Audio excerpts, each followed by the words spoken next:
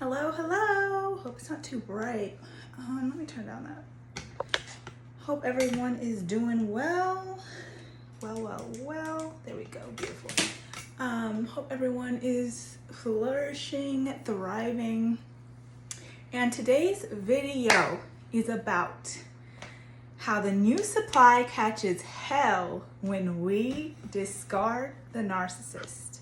Yes, when we discard that narcissist, that energy stealing, energy sucking monster Mongol, once we figure them out, we figure out that they think they're gonna have the new person and us, and that they're gonna make them the better one. Like they're gonna juggle them like they're better than us. They want us for negative energy, the old one for negative energy, and the new one for positive energy.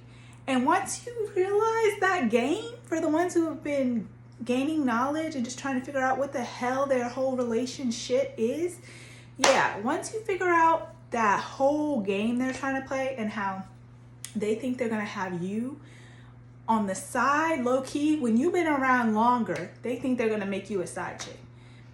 Yeah, that part, that's ridiculous. No way. So when the new supply, the new supply stays in the dark. They don't know what's going on. Not the new supply. When the narcissist realizes that you're not picking up the phone anymore. And for me, I moved as well, so they didn't know where I lived. They didn't know where I lived, and I wasn't picking up the phone because I had just put my foot down and they asked me, "What's your address? What's your address?" And I was like, "No, I'm not, no." That's when I knew it was time to move on, because if you can't even tell someone your address, you know they're not meant to be in your life. You know that. So it's like step by step, I gained the balls that I really always had. It's crazy how I only had a weak spot for the narcissist. I had been telling people no my whole life. No. It was in fact the moment that he introduced himself to me, I was trying to tell myself to go against my normal grain of saying no and try to be more open. God showed me why I should have just listened to my intuition, because something felt weird about him from the start. So when you take your energy out of that equation, even the narc doesn't expect the shift in energy that takes place, because the narc doesn't have the ability of foresight, as all of us that have knowledge on narcissists know. They think they're so smart, and they do, they create a cunning game. You know, they are the ones that are doing the manipulating.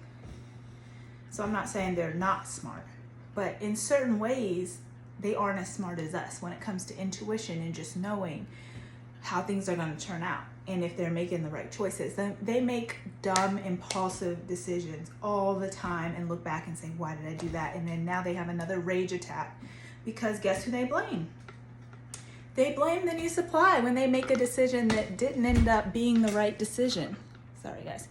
Yeah, so when you leave that equation, they feel a difference in the energy that they didn't expect, because they thought the new supply was supplying all of that amplified energy. The new supply on top of you gave the narc like a euphoric feeling, because not only do they have you, for a moment, they're like the cool guy on campus that's got two chicks at once. Even though they're really a nerd, they're the cool guy on campus for that moment while they have you and the other person. So they're like on a high when they've got both of you. And then a lot of us that are in the addiction ship and we're stuck, like we want to leave because we know a whole new person has come in. So we're ready to go out of self-respect. But at the same time, we're still addicted. That's what shows us our addiction. When a whole new person comes in and we still won't leave, that's how you know you're addicted. So when you finally get the self-love, courage, strength from God to leave that narcissist, and it's just them and the new supply, all of a sudden they start seeing how the new supply doesn't have this long list of things you don't have. And there's certain things about you that they just can't find in the new supply. And then that's when they have their first rage on the new supply. So your exit It makes them take the new supply through it. Just anger, because somebody's got to be to blame, and in their mind, the new supply is the only reason that their old supply would leave the equation. So yeah, they let that new supply have it if and when they lose you. But the best thing to do is subtract yourself from that equation, because you deserve better. And not only that, they are going to move on anyway. So you might as well end with some dignity. But just know, guys, they don't love that new supply. They don't love that new supply.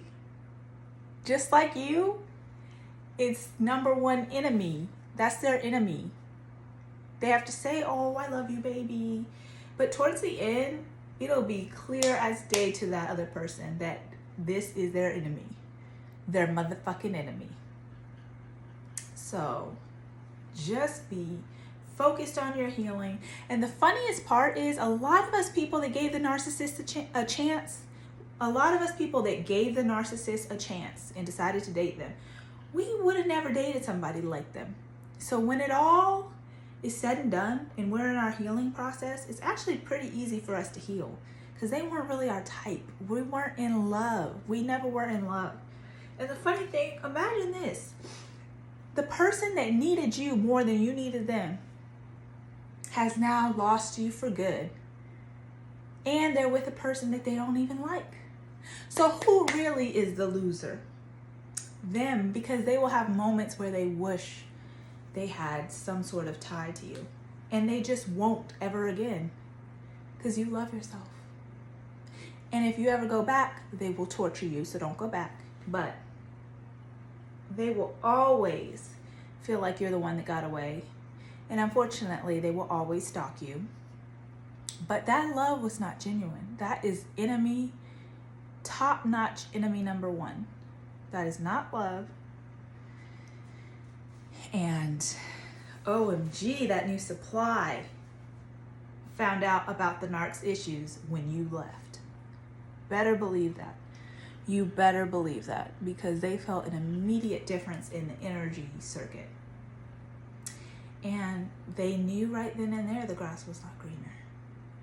There's no option to jump from this yard to that yard. Now they got to stay in the bed they made, and you better let them stay in the bed they made.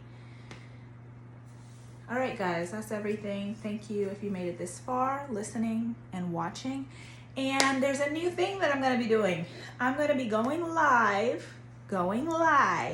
with you guys every Saturday at 4 p.m. Saturday at 4 p.m. Going to be going live and chatting with you guys. Now, this time is subject to change. If I start to feel like with y'all's schedules and moods that 7 or 8 is a better time, then we gonna change to 7 or 8. But I'm gonna try it at 4, because we all have different time, different time spans in different parts of the world. And a lot of people are going through painful seasons in their life where they just are wondering why they were left in the cold by someone like a narcissist, by a demon, by these demons. And we just all need to be a community and commune together and heal together, heal one another, and be just very honest and open about what we dealt with and the fact that these kinds of people exist, these demons. And unfortunately, sometimes they listen in on this stuff and pretend like they're victims too. We can't worry about what the dark side's doing, what the demons are doing. We just have to focus on all the people that mean well with good intentions.